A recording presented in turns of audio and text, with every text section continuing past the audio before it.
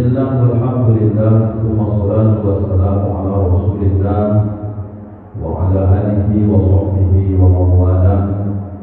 Asyhadu an la ilaha illallah wahdahu la syarika lah wa asyhadu anna Muhammadan abduhu wa rasuluhu la nabiyya ba'dah. Subhanaka la ilma lana illa ma 'allamtana innaka antal alimul hakim. Wa qala rabbi shrah li sadri wa yassir li amri wahlul 'uqdatam min lisani yafqahu qawli. Shadaqallahu al-'azim. Allahumma faqihna fid-din wa 'allimna at-ta'wil wahdina ila siratikal mustaqim. Amin. Walhamdulillahi rabbil alamin. Ketua dan segera pengurus Masjid Baitur Rahman yang sama-sama kita hormati dan kita muliakan, guru kita, ustaz kita, imam, beserta seluruh jemaah, bapak-bapak, ibu-ibu, hadirin wal hadirat yang tidak bisa kami sebutkan satu persatu. Semoga Allah berikan kita istiqomah, senantiasa taat kepada Allah dan Rasulnya, dan semoga kita selamat dunia dan akhirat, kembali kita berkumpul di dalam surga bersama Nabi Muhammad sallallahu alaihi wasallam. Amin ya rabbal alamin. Apa kabar Bapak Ibu semua, sehat? Alhamdulillah sehat. Kira-kira jemaah kita ini kemana semua ini? Masih pulang kampung? Ada dua kemungkinan. Kalau masih pulang kampung, kemungkinan sudah balik ke Ujung Batu, mungkin sedang sakit. Karena proses perubahan lambung dari Ramadan ke Syawal itu memang kalau tidak bisa dikontrol, peluang kita sakit biasanya ada. Insya Allah yang hadir dan yang tak hadir senantiasa Allah berikan kita istiqomah, insya Allah. Amin ya rabbal alamin. Bapak Ibu, ada 3 hal yang ingin kami sampaikan dalam kesempatan subuh ini terkait mengenai kajian kita ini. Saya tidak bahaslah tentang eskavator itu, nanti ada negosiasi. Tadi saya dengar sewa per jam, sewa per hari, itu urusan Bang Faisal sama Haji Jodibirku, nanti saya tidak paham. Saya kasih materi dulu, mengenai minyak dulu saya tidak tahu, yang ini dulu. Bapak Ibu, kita ambil kajian kita pada subuh ini di dalam Al-Quran yang biasa Bapak Ibu baca-baca, dan ini Bapak Ibu merutinkannya, terutama ini di hari Jumat ataupun malam Jumat. Yang disebutkan dalam hadis namanya Suratul Kahfi, Surah Al-Kahfi. Surah Al-Kahfi ini Bapak Ibu adalah surah ke-18. Kemudian dia ini termasuk suratul Makkiyah. Ada Bapak Ibu dalam istilah tafsir itu, kalau nanti Bapak Ibu menengok macam tafsir Jalalain, tafsir Sawi, Ibnu Katsir, ada itu ditulis Bapak Ibu, apalagi di tafsir Jalalain yang paling kecilnya itu, di muqaddimah itu diterangkannya itu hada suratul Makkiyah wa hada suratul Madaniyah. Ada 2 jenis surah itu dalam masalah istilah. Ada disebut dengan surah Makkiyah, ada surah Madaniyah. Salah satu pendapat yang menguatkan supaya gampang diingat orang awam, biarpun semua ini tidak sepakat sebenarnya. Apa beda antara surah Makkiyah dengan Madaniyah? Dikaitkan dengan masalah makan. Makan itu bukan makan maksudnya. Makan itu bahasa Arab, tempat. Kalau dia Makkiyah, berarti surah ini turun ketika Nabi masih di kota Makkah. Kalau dia surah Madaniyah, berarti surah ini turun setelah Nabi hijrah ke Madinah. Itu yang paling gampang diingat, sekalipun tak semua sepakat. Kalau di pondok itu saja, asal ujian apa disebut surah Makkiyah, surah diturunkan di Makkah. Apa disebut dengan suratul Madaniyah? Surah diturunkan di Madinah. Itu pun sudah didengarkan Ustaz dulu jawaban itu. Jadi Bapak Ibu, surah Makkiyah ini 13 tahun Nabi di kota Makkah. 40 tahun umur Nabi menerima wahyu pertama surah Al-A'la, surah Iqra itu, surah Al-Alaq maksudkan. Maka kemudian Bapak Ibu 10 tahun sisanya itu beliau itu berada di Madinah. 13 tahun ini dua yang sangat ditekankan oleh Nabi. Kalau Bapak Ibu baca di Quran suratul Makkiyah, dia tidak jauh secara khususnya pasti menekankan dua perkara. Apa itu? Masalah tauhid dan tasawuf, akidah dia Bapak Ibu. Bapak Ibu nanti baca suratul Madaniyah, nanti di situ menerangkan tentang masalah fikih dengan syariat. Jadi 13 tahun Nabi mengenai tauhid dulu, betul dulu ketauhidan umat ini, baru nanti di Madinah datang syariat. Salah satunya yang disampaikan Pak Faisal tadi, masalah kurban, itu syariat juga. Jadi jangan dipisahkan antara akidah dengan syariat. Mana orang yang memisahkan akidah dengan syariat itu Ustaz? Asal sudah bersuluk dia, enggak sholat dia lagi. Itu yang payah itu, sesat itu. Karena Nabi tak pernah memisahkan itu. Nabi bersyariat. Kalian ini baru tahu saja yang kata dia kulit-kulitnya. Awal ini sudah sampai ke bagian tengah, bagian inti. Jadi bapak ada sholat zuhur tadi, itu yang kau nampak itu syariat. Hakikatnya udah sholat tadi itu setan itu sesat, jangan itu. Jadi bapak ada sholat lagi, aku sudah sampai ke tahapan makom itu. Aku udah perlu sholat lagi. Aku hanya sekedar eleng saja, dapat sholat zuhur nanti, tak perlu ke masjid, tak perlu ini, eleng saja. Sesat itu. Apa sebab? Dalil menunjukkan Nabi Muhammad saja bersyariat itu. Kalau Nabi Muhammad saja yang membawa agama Islam di bersyariat, kalau dia tak bersyariat, siapa yang dia ikuti Bapak? Tak ada kecuali setan Bapak. Jadi jangan pernah pisahkan antara tauhid, akidah dengan syariat. Kalau dipisah di Bapak Ibu, sesatlah orang itu. Nih. Jadi Bapak Ibu kita baca dulu ayatnya. Ini luar biasa di surah Al-Kahfi ini. Alhamdulillahilladzi anzala ala 'abdihi al-kitaba wa lam yaj'al lahu 'iwaja qayyiman. Fakta itu jangan berhenti, jangan terputus, sambungkan sedikit. Maka Abang Imam saya ini termasuk bagian doa salah. Paham betul beliau masalah tajwid, masalah buku bacaan ini. Qayyiman liyunzira ba'san syadidan min ladunhu wa yubashshiral mu'minin alladziina ya'maluna as-shalihat anna lahum ajran hasanan makithina fihi abada. Al-Kahfi ayat 1, 2 sampai 3. Alhamdulillah ini Bapak Ibu, sering saya mendengar kajian Ustaz pun di sini, apapun yang terjadi ucapkan alhamdulillah. Di surah Al-Kahfi ini terbuka di Bapak Ibu kehebatan bacaan alhamdulillah. Lagi sakit pun kaki kita ucap saja alhamdulillah. Lagi sedang sulit pun alhamdulillah. Sedang kemalangan meninggal dunia pun hakikatnya ucap alhamdulillah. Karena sholat jenazah pun takbir pertama dibaca, dimulai dengan bismillah, wajib membaca takbir pertama suratul Fatihah. Ayat kedua Fatihah juga alhamdulillah.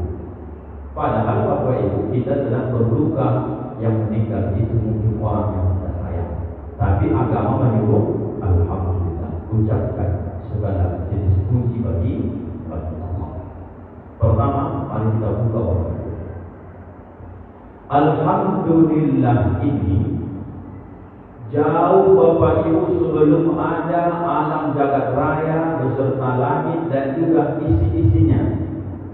Malaikat belum ada, iblis, setan, semua belum ada. Yang ada awal pertama kali itu tak boleh disebut sebenarnya pertama kali, tapi dia tak punya permulaan, namanya qidam. Baru Allah Ta'ala itu sendiri sudah memahamkan tauhid Bapak Ibu, karena ini surah Makkiyah. Baru Allah Ta'ala itu sendiri, tak ada yang lain. Alam tak ada, bumi, langit, isinya tak ada, cuma dia sendiri yang ada. Apakah Bapak Ibu yang pertama kali Allah ciptakan? Yang pertama kali Allah ciptakan adalah Nur Muhammad. Maka jangan Bapak Ibu menyebut Nabi Adam itu orang pertama. Jangan pernah menyebut Azazil itu adalah makhluk pertama. Tidak. Surga Ustaz? Tidak. Neraka Ustaz? Tidak. Yang pertama kali diciptakan Allah adalah Nur Muhammad. Karena ini berkaitan tauhid, Haji Joni Firwong suka kali ya kajian seperti ini. Saya puji dulu nanti paham bagi kita. Karena saya biasa membaca tafsir Ibnu Katsir supaya nampak ya betapa pentingnya tauhid ini. Bapak Ibu banyak di sini bertauhid Asy'ari yang menghafal waktu MTA dulu, termasuk saya, meyakini tentang 20 sifat yang wajib bagi Allah. Wujud, hidup, bakum, falafatuhu lil hawadis sampai mutakallimun. Tidak sempurna tauhid seseorang hamba apabila Bapak Ibu dia tidak paham dengan tentang sifat yang tiga. Ujian dulu lanjut. Apa sifat yang tiga ini? Sering bicara tauhid saya dengar beliau. Apa sifat yang tiga ini? Supaya sempurna tauhid kita harus tahu yang tiga ini. Apa yang tiga ini? Saya kasih satu, sifat jalal. Yang kedua, sifat jamal.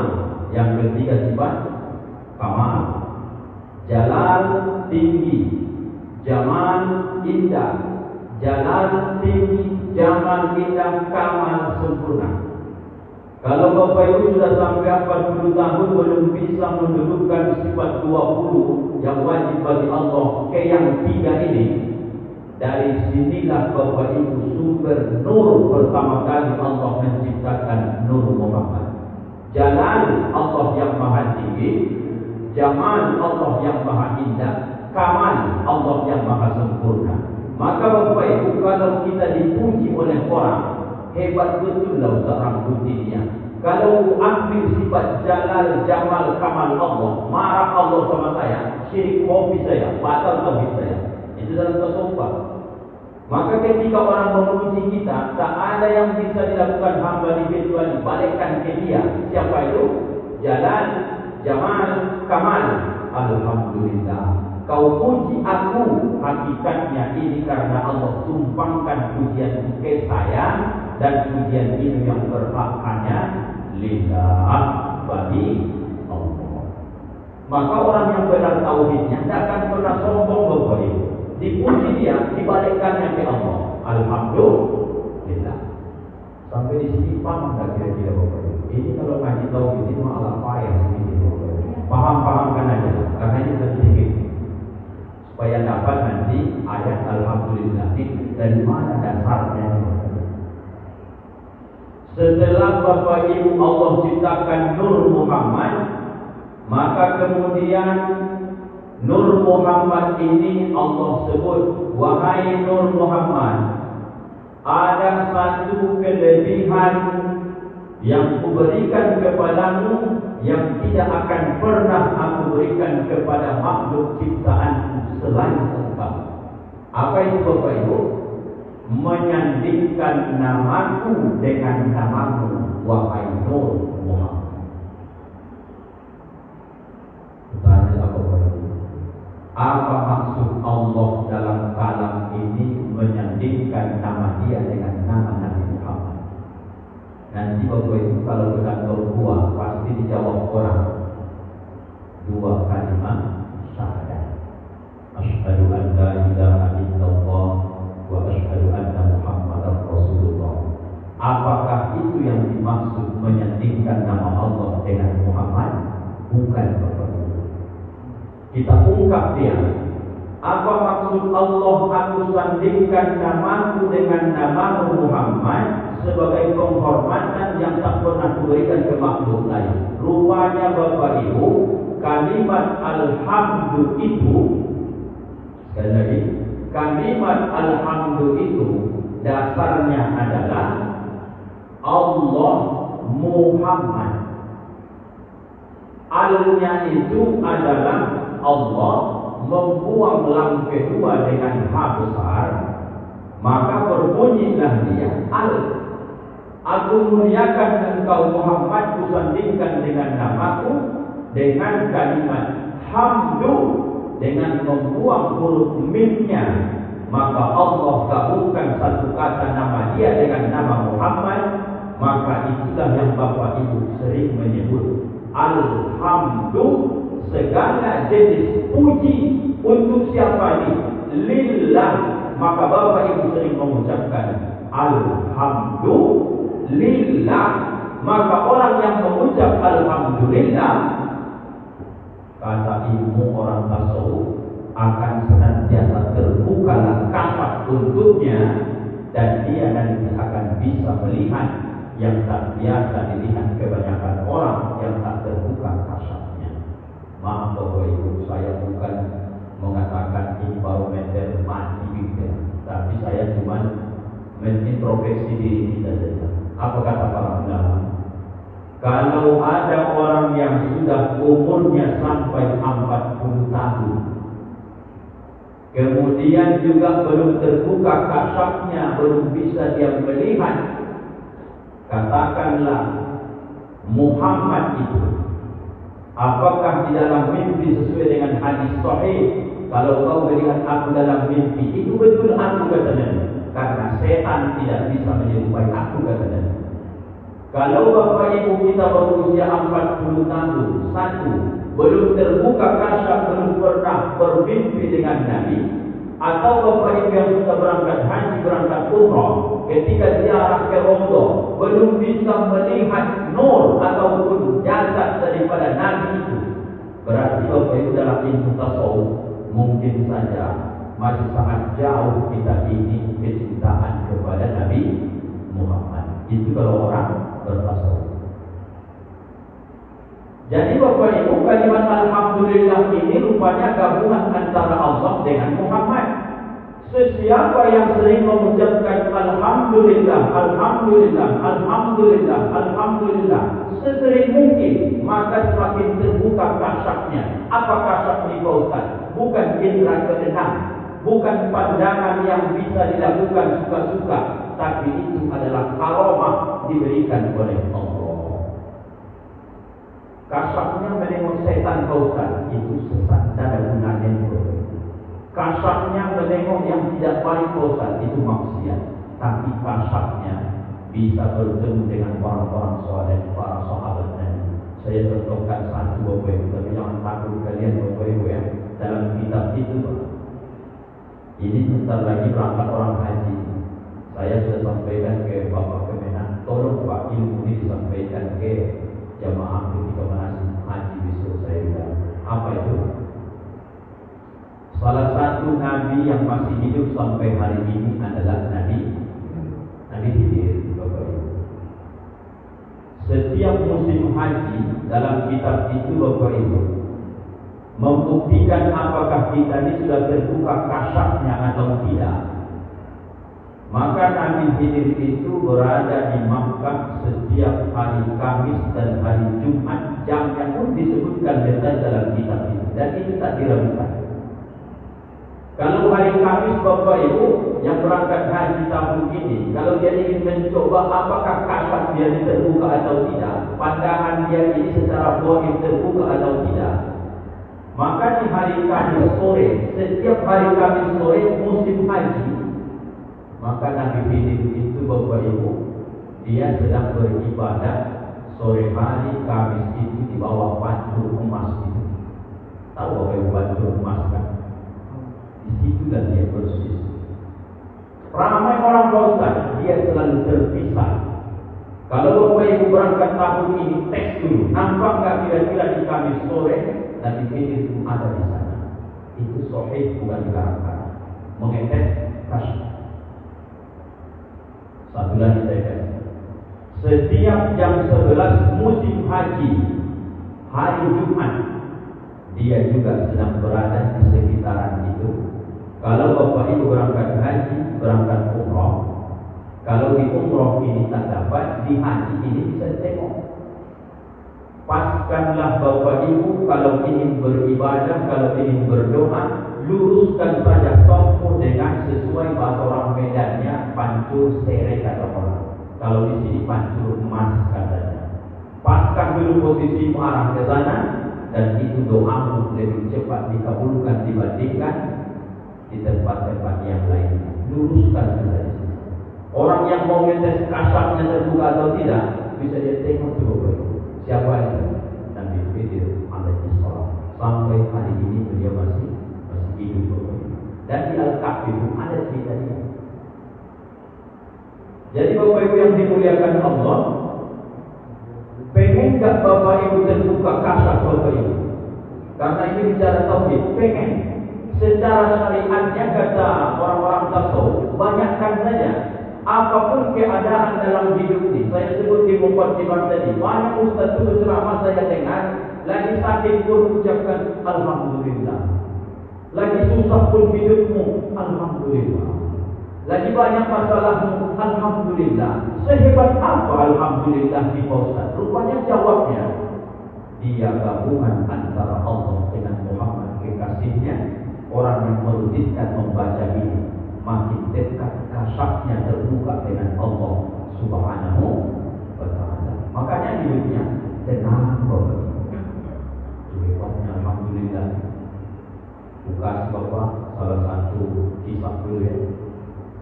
Ada dua seorang waliullah. Waliullah ini namanya wali adalah orang yang dekat dengan Allah. Wali itu masih keluarga lah bahasanya.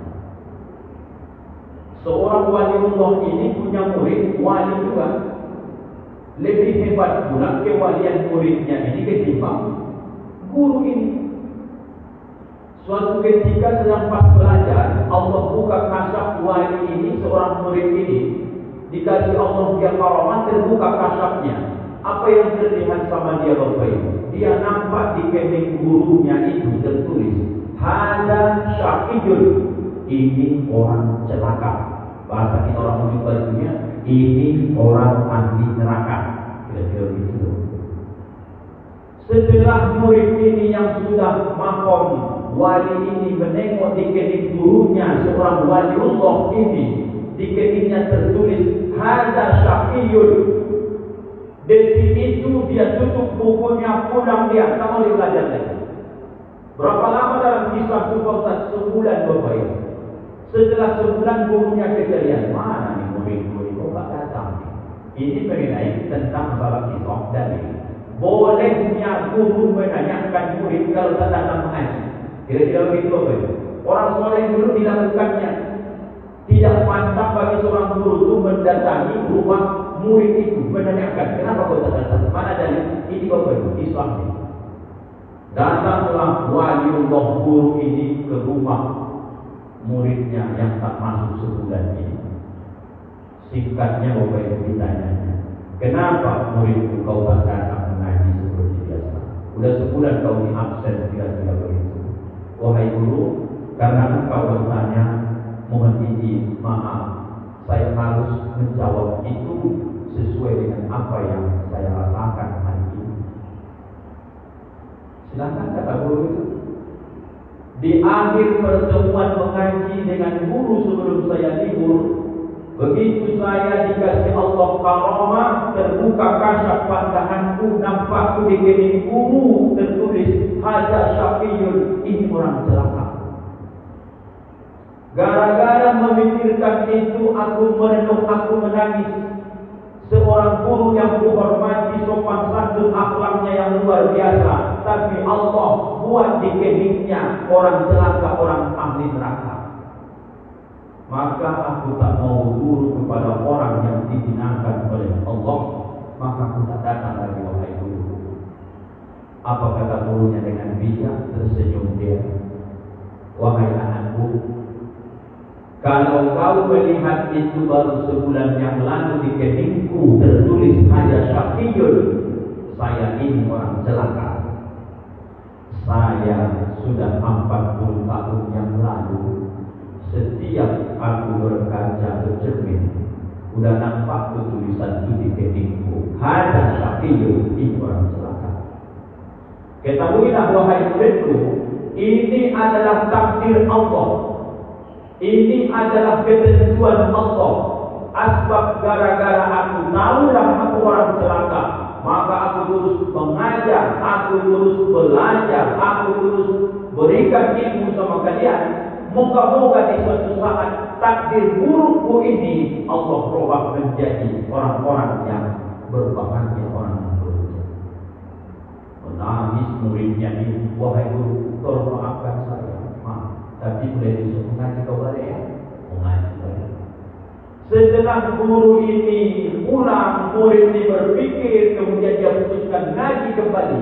Dalam riwayat, dalam kisah itu, sepekan kemudian berubahlah kening guru tadi ditulis yang awalnya hada syaqiyun, berubah di situ menjadi hada syaqiyun. Ini adalah orang beruntung, orang bahagia, orang ahli surga. Disampaikan murid ini kepada gurunya, guru, berubah untuk kening guru tulisan ini. Apa kata beliau? Satu, hukum masalah takdir itu adalah urusan Allah, tapi hukum merubah takdir itu ada ikhtiar yang kita usahakan supaya Allah merubah keadaan kehidupan. Jadi bisa dirubah, bisa Bapak Ibu. Bapak Ibu jangan berkata aku ditakdirkan miskin, bekerja Bapak Ibu, insya Allah berubah secara syariat. Aku di Ustaz ditakdirkan Allah memang malas ke masjid, makanya aku mengatakan ini takdirku, tak pernah saya ke masjid. Bohong dia Bapak Ibu, karena takdir itu bisa dirubah. Apa kata gurunya? Sebagus-bagus kasar kau bisa melihat keningku tertulis hanya syaqiyun, hanya sa'idun. Ketahuilah wahai muridku, kata ulama besar ini, waliullah ini, kasar yang paling bagus dan yang paling tinggi makomnya adalah ketika mampu melihat Nabi Muhammad sallallahu alaihi wasallam. Ibu sudah pernah jumpa dengan Nabi Muhammad. Dalam mimpi sudah pernah Bapak Ibu bertemu dengan Nabi Muhammad. Banyakkan salah satunya dengan zikir alhamdulillah dalam kehidupan hidup. Alhamdulillah, alhamdulillah, alhamdulillah. Salah satu cara supaya bisa bertemu terbuka kasar dengan Nabi Muhammad sallallahu alaihi wasallam. Ini luar biasa. Jadi Bapak Ibu yang dimuliakan Allah, kalau bicara tentang masalah tauhid ini, banyak yang tak bisa dimasukkan ke akal kita, karena dia berbicara tentang masalah yang goib-goib. Maka di dalam masalah kalimat alhamdulillah saja kita baca, baru kita sadar selama ini bolak-balik Fatihah itu kita baca alhamdulillah rabbil alamin, alhamdulillah rabbil alamin. Kemana dia perginya sebenarnya Pak Ustaz?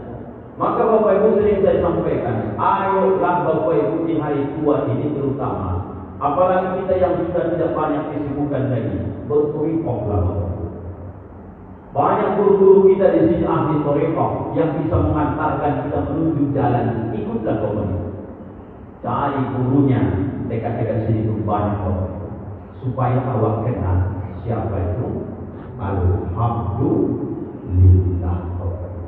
Kalau dapat itu, tenanglah, nyaman. Karena ini sudah tahu jalannya. Begitu kira-kira Bapak Ibu. Bapak Ibu yang dimuliakan Allah Subhanahu wa Ta'ala, itu tentang sekilas poin tentang masalah ketauhidan alhamdulillah. Perbanyaklah itu Bapak Ibu. Waktu kita terbatas Bapak Ibu, sedikit lagi. Liyubashshiral mu'minina alladzina ya'maluna shalihat. Jangan pisahkan yang kedua poin dari Al-Kahfi ini antara iman dengan amal soleh. Apa maknanya? Orang melakukan kebaikan tak beriman, tak ada Orang beriman tapi tidak beramal soleh, sia-sia. Jadi bagaimana maksudnya Pak Ustaz? Kalau Bapak Ibu sudah beriman kepada Allah, jangan Bapak Ibu mengira modal iman itu tidak sholat, tidak puasa, tidak zakat, tidak haji. Tidak ada dia melakukan syariat. Habislah dia Bapak Ibu. Atau ada orang baiknya secara syariat. Apa itu? Menolong orang mampu, kurban ikut, sholat rajin, tapi akidahnya rusak. Rupanya orang baik ini tadi tak beriman, dia lain pula dia yakini. Maka batallah amalnya semua, tidak menjadi amal soleh, tapi sia-sia tak mendapatkan apapun Bapak Ibu. Jadi harus komplit yang dua ini ya. Harus imannya terbawa dengan amal soleh. Secara umumnya bagaimana dimaksud amal soleh Pak Ustaz? Amal yang selalu dilakukan lillah, hanya karena Allah, baru berhasil dia. Mati tidak pilih abada yang ketiga, orang yang melakukan yang demikian itu kekallah mereka tinggal di dalam surga. Dalam tafsir wal jannatu, mereka akan kekal di dalam surga. Kalau dia sudah mengenal Allah, dia kenal Muhammad itu siapa, kasyafnya terbuka, imannya bagus, amal solehnya mantap, maka inilah orang-orang yang akan Allah masukkan ke dalam surga. Janji Allah abada, tidak akan pernah keluar dan kekal di dalamnya. Pegangilah yang tiga di bawah, insya Allah selamat dunia akhirat. Pagi ini banyak saya tengok jemaah ini kurang paham dengan ceramah ini. Tapi karena ini mengenai akidah tauhid, memang agak payah kita mencernanya Bapak Ibu. Selama ini ceramah hadis tentang syariat, sekali-sekali tak ada salahnya. Supaya kita makin dekat dengan Allah, kita baca dan kita pahami kalimat-kalimat tauhid. Terima kasih Bapak Ibu, itu saja yang bisa disampaikan. Mudah-mudahan bisa dipahami dengan baik. Mohon maaf lahir dan batin, pasti ada kesalahan kalau